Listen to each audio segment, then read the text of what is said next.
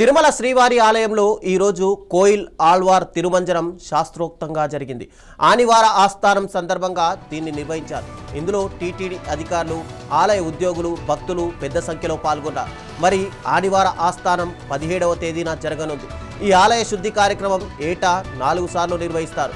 అవి ఉగాది, ఆనివార ఆస్థానం, వార్షిక బ్రహ్మోత్సవాలు, వైకుంఠ ఏకాదశి వంటి పర్వదినాలకు ముందు వచ్చే మంగళవారం రోజున జరుగుతోంది. కోయిల్ ఆళ్వార్ తిరుమంజనం కార్యక్రమంలో స్వామివారి మూల విరాట్టును వస్త్రంతో కప్పి గర్భగుడితో పాటు ఇతర అనుబంధ ఆలయాలను పవిత్ర సుగంధ పరిమళ జలాలతో శుద్ధి చేస్తారు. కోయిల్ అంటే ఆలయమని, ఆళ్వార్ అంటే భక్తుడు అని అర్థం. దేహమే దేవాలయమని, దాన్ని ఎలాంటి మానసిక కల్మషాలు లేకుండా భక్తి భావంతో పవిత్రంగా ఉంచుకుంటేనే దైవ సాన్నిధ్యం పొందుతామని పండితులు వివరిస్తున్నారు.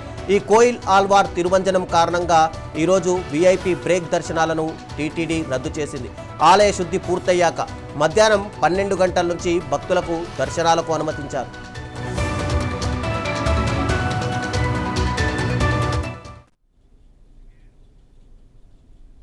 ఇవి ఇప్పటివరకు